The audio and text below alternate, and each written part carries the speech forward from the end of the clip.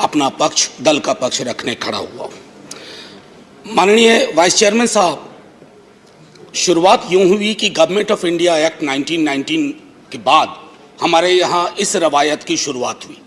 उससे पहले हमारे यहाँ ये परंपरा नहीं थी। एक और ऐतिहासिक तथ्य जो मैं सदन के अपने साथियों के समक्ष रखना चाहूंगा कि 1950 में भी 31 जनवरी को ही अभिभाषण हुआ था। 31 जनवरी 1950, जब हमारे तब के महामहिम डॉक्टर राजेंद्र प्रसाद, जो बिहार से आते थे, देश के सर्वमान्य नेता थे, उन्होंने अभिभाषण दिया था। तो 72 वर्ष बाद ये एक संयोग है, लेकिन 72 वर्ष के अभिभाषणों के दायरे में अगर सर सोचे तो कई चिंता की लकीरें हैं, और चिंता की उन लकीरों को हमने अभिभाषण के पक्ष में, अभिभाषण के दौरान नहीं देखा। इसलिए मैं शुरुआत करूंगा कि बेवफा बावफा नहीं होता, बेवफा बावफा नहीं होता, वरना इतना बुरा नहीं होता। हमने तो सोचा था, बाद लुटने के ये पता चला कि रहजन रहनुमा नहीं होता। खैर, बहरहाल सर, मैं कुछ छोटी छोटी चीजें इस संदर्भ में रखना चाहूंगा। सभापति महोदय, मुझे पता है कि इस संदर्भ की गरिमा क्या है। राष्ट्रपति का अभिभाषण एक बहुत बड़ी चीज होती है, देश का एक ब्लूप्रिंट होता है, एक दिशा और दशा देने की कोशिश होती है। हम विपक्ष में हैं, लेकिन देश की दशा और दिशा से चिंतित अगर हम हैं तो अभिभाषण की पंक्तियों में भी वो चिंता की लकीरें दिखनी चाहिए थी। जब वो चिंता की लकीरें नहीं दिखती हैं तो एहसास होता है। कभी कभी मैं सोचता हूं माननीय सभापति महोदय कि महामहिम सोते जागते अपने सलाहकारों से बात करते, टेलीविजन देखते, सोशल मीडिया देखते, संवाद करते, क्या उनको नहीं लगता होगा कि देश के विजुअल्स बहुत अच्छे नहीं है? छात्रों पे आंसू गैस के गोले क्या मांग रहे थे? चांद नहीं मांग रहे थे, नौकरी मांग रहे थे। और वो 2 करोड़ वाला भी नहीं मांग रहे थे, कह रहे थे बाकी वाला बचा हुआ दे दो। आपने लाठियां बरसाई। तो मैं ये सोचता हूं कि महामहिम के अभिभाषण में अगर इस तरह की चिंता ना हो तो सर, भाषण ना कागज का पुलिंदा लगता है, और अच्छा नहीं लगता है उसे कागज का पुलिंदा कहना। दूसरी चीज माननीय सभापति महोदय, कोरोना पर मैंने विस्तार से इस सदन में चर्चा की है। कोरोना को लेकर के भी जो चिंता आनी चाहिए थी वो नहीं आई। अब आइए अर्थव्यवस्था के बारे में मैंने कहूं, बजट को उसके लिए मैंने तय किया हुआ है, लेकिन मेरा मानना है कि सन 50 से लेकर अब तक किसी की भी सरकार हो, मैं जानता हूं ये लिखा कहां जाता है, लेकिन जहां लिखा जाता है मैं आग्रह करूंगा कि अगर हम सोच सके, सत्ता पक्ष और विपक्ष, तो राष्ट्रपति के अभिभाषण को दलीय दायरों से ऊपर कर दीजिए। राष्ट्रपति का अभिभाषण, कल को आपकी सरकार ना हो, ये मैं अपील बाकी लोगों से भी करूंगा जो सरकार में आएंगे कल को, कल नहीं आएंगे परसों आएंगे, कभी तो आएंगे। मैं सिर्फ ये कहना चाहता हूं कि सर, अभिभाषण को एक नॉन पार्टीजन डॉक्यूमेंट बनाइए, नॉन पार्टीजन डॉक्यूमेंट। राष्ट्रपति देश के राष्ट्रपति हैं, उनके सरोकार में देश का सरोकार दिखना चाहिए माननीय सभापति महोदय। अब दिक्कत ये होती है ना माननीय सभापति महोदय कि अभिभाषण में सर्वेश्वर की एक लाइन थी सभापति महोदय, अगर तुम्हारे घर के एक कमरे में लाशें सड़ रही हो तो क्या तुम दूसरे कमरे में प्रार्थना कर सकते हो? अगर तुम्हारा जवाब हां है तो मुझे तुमसे कुछ नहीं कहना है। इसी यही रख करके बात मैं खत्म करता हूं इस संदर्भ के। सर, पैरा 4 माननीय राष्ट्रपति जी के अभिभाषण का है, जो कहता है remembering the past and learning from it. Sir, इतिहास की एक अपनी स्मृति होती है और स्मृतियों का एक इतिहास होता है, और विश्व इतिहास गवाह है सर, जिस किसी ने भी अतीत की स्मृतियों के साथ छेड़छाड़ करने की कोशिश की, उसको बदलने की कोशिश की, वो इतिहास के फुटनोट में चले गए। इतिहास नहीं बदला, वो इतिहास के फुटनोट में चले गए। नेताजी सुभाष बोस, अरे देश के नेताजी हैं, आपने उनको इंपीरियल कैनोपी में रखने का, अगर नेताजी कहीं से आ जाते हैं तो कहते कैनोपी मत रख भाई, दिलों में रख, दिलों में रख। मैं ये इसलिए कह रहा हूं मैंने नेताजी की चिट्ठियां पढ़ी हैं नेहरू जी के नाम, मैंने नेताजी की चिट्ठियां पढ़ी हैं बापू के नाम, मैंने नेताजी की चिट्ठियां पढ़ी हैं तमाम उस दौर के लीडर्स के नाम। कहां कद था नेताजी का, नेहरू जी का, बापू का, पटेल का, और विवेचना कौन लोग कर रहे हैं? मैंने इसी सदन में कहा था कि बौनी समझ के लोग लंबा इतिहास नहीं लिख सकते, लंबी लंबी लंबी लकीर नहीं खींच सकते। एक बार चिंता करिएगा सर, मैं ये कह रहा हूं कि बापू के राम की संकल्पना करिए।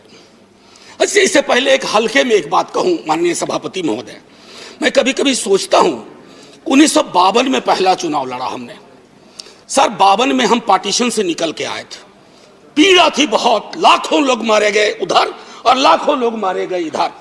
लेकिन सर 52 का चुनाव हुआ था समावेशी विकास पर, रोजगार पे। 70 साल बाद हम चुनाव लड़ रहे हैं किस चीज पे? देख लीजिए। मुझे तो कभी कभी ताज्जुब होता है कि पाकिस्तान में चुनाव हमारे नाम पे नहीं होता है, लेकिन हमारे यहां चुनाव पाकिस्तान के नाम पे होता है। अमन जी, अब मैं तो कह रहा हूं कि जिन्ना कहीं भी होंगे सोच रहे होंगे कि जो जीते जी मैंने नहीं पाया, भाजपा वालों ने मुझे मरने के बाद दे दिया। ये मैं समझता हूं हम सब के लिए सर चिंता का विषय होना चाहिए। सर मैंने कहा था कि बापू के राम, जब इतिहास की बात करते हैं सर, ये किताब है प्रार्थना खंड, बापू की किताब है, बापू की प्रार्थनाओं का संकलन है। मैं आग्रह करूंगा सब पढ़ें। जब नोआखोले से लौट के आए बापू, बहुत पीड़ा थी, उन्होंने अपना प्रार्थना बदल दिया। वो प्रार्थना भजमन प्यारे सीताराम की जगह भजमन प्यारे राम रहीम, भजमन प्यारे कृष्ण करीम। आप क्या कर रहे हैं? कृष्ण और करीम के बीच में कटीली दीवार लगा रहे हैं, राम और रहीम के बीच में दीवार लगा रहे हैं। ये दीवारें आज हो सकता है ताली दिलवा रही हो, आप मिट जाएंगे, ये दीवारें भी मिटेंगी। वक्त वक्त की बात है, बस एक बार सोचेगा जरूर, क्योंकि बापू पे माल्यार्पण आप भी करते हैं और बहुत, बल्कि आप चश्मे पे कर दिया, आपने महदूद कर दिया। बापू का चश्मा लीजिए, बापू को चश्मे में मत रखिए, ये मेरा आग्रह होगा। एक चीज तो ये थी सर, माननीय सभापति महोदय, कोविड के संदर्भ में मैं बोलूंगा नहीं, मैंने पहले ही कहा, इश्तेहारबाजी हो रही है। जो सरकारें, मैं सिर्फ केंद्र को नहीं कह रहा हूं, जो सरकारें कोविड के वक्त में नदारद थी, सोशल मीडिया गवाह है, वो सरकार 4 पन्ने का इश्तेहार दे रही है। अब पहले नेता लोग काम करते थे तो लोग कहते थे अरे सोच दम ईमानदार है, काम दमदार है। अब लगता है दूसरे का भरोसा नहीं, खुद ही छपवा दो, सोच ईमानदार काम दमदार। अरे लोगों को बोलने दीजिए। अब देखिए सर, दूसरी चीज कोविड के संदर्भ में मैं आपको कहूंगा, जब आप कहते हैं ना कि फलाने की तुलना में यहां इतने कम मरे वगैरह, 18 से तुलना करते हैं, सर जिन परिवारों के चिराग गुम हुए ना, उनके लिए मौत आंकड़ा नहीं है सर। मेरी बेटी की एक साथ में लड़की पढ़ती थी, 2 बेटियां थी, माता पिता 1 हफ्ते के अंदर दुनिया से चले गए। उसको नंबर बताएंगे हम कि ये आंकड़ा है तुम्हारे बाबूजी का, ये आंकड़ा है तुम्हारी मां का। ये नहीं होना चाहिए सर, इतनी तो संवेदनशीलता होनी चाहिए, सरकार किसी की भी हो सकती। सर समानता और बंधुत्व के संदर्भ में बाबा साहब भीमराव अंबेडकर की चर्चा की गई है। सर मैं क्या कहूं, ये महादेव गोविंद रानाडे लेक्चर है। बस मैं कहना, बाबा साहब ने एक बात बार बार कही थी, वो कही थी कि भैया डेमोक्रेसी को सबसे बड़ा खतरा है हीरो वर्शिप, उससे बचा लेना। लेकिन हमने क्या किया है, पूरी की पूरी डेमोक्रेसी को हीरो वर्शिप में तब्दील की है। आप कहिएगा पहले भी हुआ था, अरे जब पहले हुआ तो अच्छा नहीं था, अगर आज हो रहा है तो बुरा है। क्या हो गया सर, आजकल देखिए शब्दावली बदल गई है। वाजपेयी जी की सरकार एनडीए गवर्नमेंट कही जाती थी, या आपकी भी सरकार शुरू में जब बनी थी तो एनडीए गवर्नमेंट या बीजेपी गवर्नमेंट, अब कहते हैं मोदी गवर्नमेंट, अब हो गई है केजरीवाल गवर्नमेंट। सर ये जो बीमारी है ना, पूरी सरकार व्यक्ति केंद्रित हो जाएगी ना सर, तो डेमोक्रेसी में दिक्कत क्या हो जाती है कि डेमोक्रेसी को सबसे बड़ा खतरा कल्ट से होता है। If a leader becomes a cult, first the internal democracy is destroyed, then democracy everywhere is destroyed and everybody will suffer. आज भूपेंद्र जी ने किताब लिखी है राइज ऑफ बीजेपी। मैं समझता हूं बीजेपी कहीं अगर ऐसे हालात रहे, he has to write another book, fall of BJP. साहब, अब मैं ये कहना चाहता हूं, जब प्रजातंत्र का मूल है अपने साथियों के लिए आदर और सम्मान की भावना। प्रोफेसर जी, सुनने में बहुत अच्छा लगता आपका टाइम। सर मैं बस एक आध 2 मिनट लूंगा, उससे ज्यादा नहीं। सर मैं ज्यादा वक्त नहीं लूंगा, इसलिए भी कि वक्त भी अच्छा नहीं चल रहा है। सर माननीय महामहिम कहते हैं प्रजातंत्र का मूल है अपने साथियों के लिए आदर और सम्मान की भावना। मैं आग्रह करूंगा सबों से, सिर्फ आपसे नहीं, हमारी शब्दावली क्या हो गई एक दूसरे के लिए।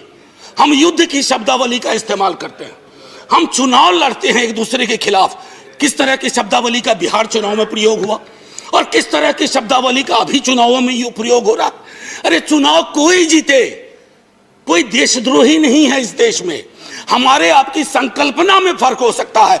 ना मैं आपको देशद्रोही मानूंगा, ना आपको अधिकार देता हूं कि आप मुझे देशद्रोही कहें, क्योंकि तराजू पे तौलिएगा तो शायद चिंता आपको अपनी होगी, मेरी नहीं होगी। ये मैं कहना चाहता हूं। कहां से देशद्रोह का मामला आ गया? सर अब मैं एक एक कर करके खत्म ही करूंगा। मैंने पहले भी कहा था और दोहरा रहा हूं, सर ये जो पूरा का पूरा डिस्कोर्स है, विमर्श, सबको बैठ करके राजनीतिक विमर्श बदलना चाहिए, सब खत्म हो जाएगा सर। अब आइए पारा 15, 1 मिनट और लूंगा, 1-1.5 मिनट। फूड सिक्योरिटी को लेकर के बड़ी बड़ी बातें होती है।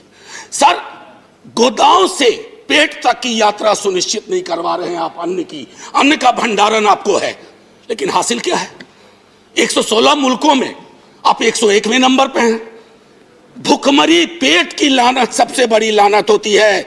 अगर मंदिर भी बनवा रहे हैं तो उसमें प्रसाद चढ़ाने के लिए पैसा चाहिए, अगर मजार पे जा रहे हैं चादर चढ़ाने के लिए पैसा चाहिए। लोगों के पास कुछ बचा नहीं है, ये चिंता नहीं होनी चाहिए। मैं जानबूझ करके प्रेस फ्रीडम इंडेक्स की बात नहीं कर रहा, मैं जानबूझ करके डेमोक्रेसी इंडेक्स की बात नहीं कर रहा हूं, क्योंकि शांता छेत्री जी के सवाल को खारिज करके आपने विंडिकेट कर दिया कि उनकी भावना क्या थी। सर पैरा 70 आखिरी ही है। पैरा 70 में आते हैं एक भारत श्रेष्ठ भारत। सर बिहार इसमें आता है या नहीं आता? या बिहार से 39 सांसद ले लिए, बिहार का काम खत्म? सर मैंने पहले भी कहा था, अब बिहार ज्वालामुखी के ढेर पे है। लालू जी के टाइम से उस सदन में बात शुरू हुई, फिर राबड़ी जी हमारे मुख्यमंत्री, अभी नेता प्रतिपक्ष मुख्यमंत्री नीतीश कुमार जी और पूरा भी भाजपा का बिहार विधानमंडल दल हाथ जोड़ के प्रधानमंत्री जी से कहा कि प्रधानमंत्री जी बिहार को विशेष राज्य का दर्जा दीजिए, दर्जा दीजिए। ये खैरात नहीं है। बिहार नहीं तरक्की करेगा तो देश की तरक्की में कभी 4 चांद नहीं लगेंगे, 2 चांद छूट जाया करेंगे, क्योंकि वो दोनों चांद पूर्वांचल से आएंगे। इसका आपको ध्यान रहे। सर मैं एक आखिरी कहूंगा, चंद्रशेखर जी के साथ बहुत लोगों ने काम किया है। उन्होंने एक बात कही थी बड़ी मार्मिक, रहबरी के सवाल में। घर के डिजाइन में आमतौर पर मतभेद हो सकता है सामान्य दिनों में, लेकिन जब घर में आग लगी हो ना तो डिजाइन में मतभेद नहीं होता है, सबको मिलकर आग बुझाना चाहिए। आज वो परिस्थितियां हैं। मैं इसलिए कह रहा हूं कि उन्होंने भी असंतोष के लक्षण बताए थे बिहार जैसे राज्य में कि दिल्ली की नीति और नीयत की वजह से। मैं आपसे आग्रह करूंगा आपके माध्यम से कि महामहिम संज्ञान लें। और आखिरी सर एक ये किताब है, मैं आग्रह करूंगा कश्मीर के बारे में। मेरे दोस्त, मैंने बार बार ये कहा है कि कश्मीर जमीन का टुकड़ा नहीं है, जम्मू जमीन का टुकड़ा नहीं है, लद्दाख जमीन का टुकड़ा नहीं है, जिंदा लोग बसते हैं। अगर आप यहां से नॉर्मल बोलते हैं तो घाटी में नॉर्मल लगना चाहिए। और मैं इसलिए भी कहूं कि ये लाल चौक एक यंग लड़के ने लिखी है सर, बिहार का लड़का है, उसने ये बात लिखी और कहा है कि नॉर्मैलिटी कैसे रिस्टोर की जा सकती है। सब पढ़ें। और आखिरी में sir 30 second sir, north east के बारे में चर्चा हुई, 14 सिविलियंस की बर्बर हत्या हुई। क्या वो भारत के नागरिक नहीं थे? क्या उनके लिए एक शब्द नहीं होना चाहिए था? इसलिए मैं कह रहा हूं कि अभिभाषण सादा डॉक्यूमेंट ना हो, दर्द और पीड़ा हो, उसमें सब कुछ हो, ताकि वो हमारा अभिभाषण हो, आपका अभिभाषण हो, सबका अभिभाषण हो। बस इतना कह करके सर